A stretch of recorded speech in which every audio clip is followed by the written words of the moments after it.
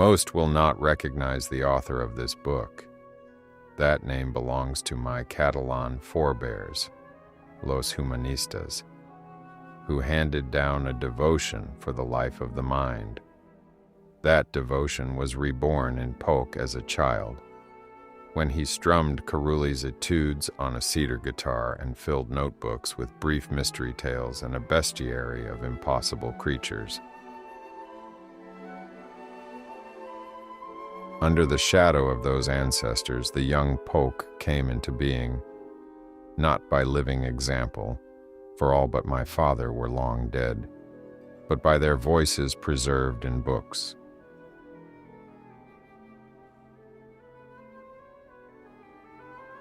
From Borges, he learned that the universe could take the form of a library, infinite and hexagonal.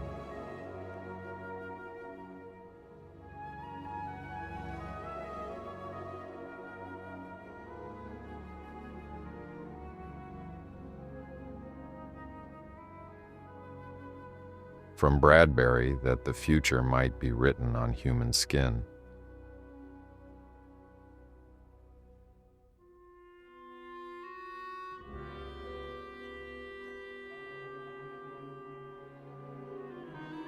From Leonardo's eroded caverns, that stone and sea converse in a language older than time.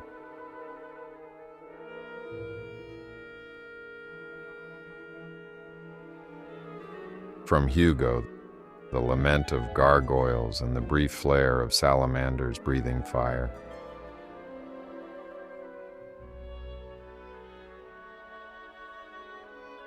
That Poch graduated from the Buenos Aires Conservatory at 16.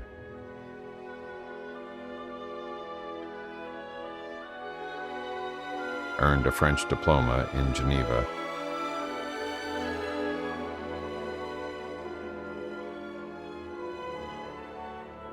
And wandered through Paris as a missionary with a satchel full of scriptures.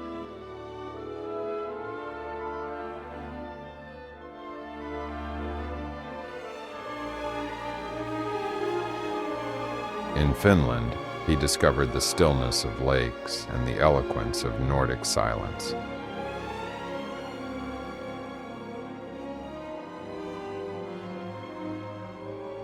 In America, he learned English and science. And little by little, he began to disappear.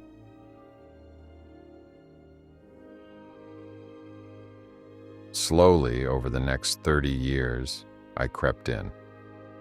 Through chemistry and DNA, I exchanged allegory for assay, metaphor for mechanism. I trained in molecular immunology at Rockefeller and in nuclear biology at Caltech. I learned to splice and stain to activate genes.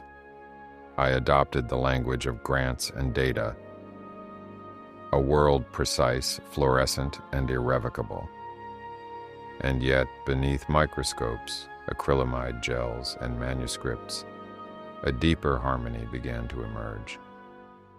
After years steeped in the grammar of epigenetics and Holy Writ, I ceased to see fragments and began to see a form, matter and metaphor bound into one eternal round.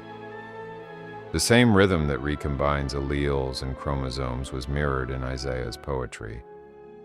The same logic that governs cell division returned in Christ's parables. That was the hidden thread of my first book, The Biology of the Fall, the Physics of Exaltation.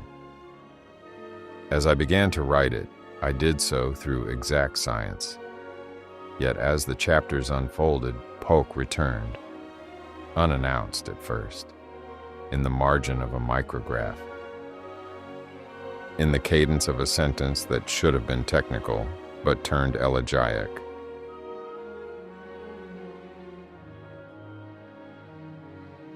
In this new book, I yielded to him entirely, that he might assert his visions without apology. Like the story of the forgotten triptych in a Parisian bookseller of the Quartier Latin.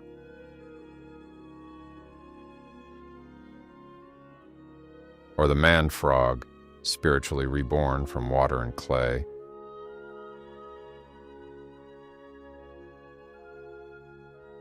Or the woman contemplating the ruins of l'Église Saint-Étienne-le-Vieux, her eyes full of absence.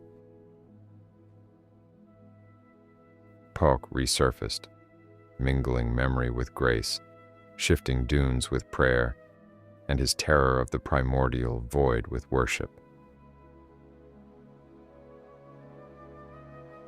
This book is not his, and yet he has made it his home. Bit by bit, like Borges himself reflected through Magritte's mirrors, watching his other self multiply without end, Poch has come to dwell in it.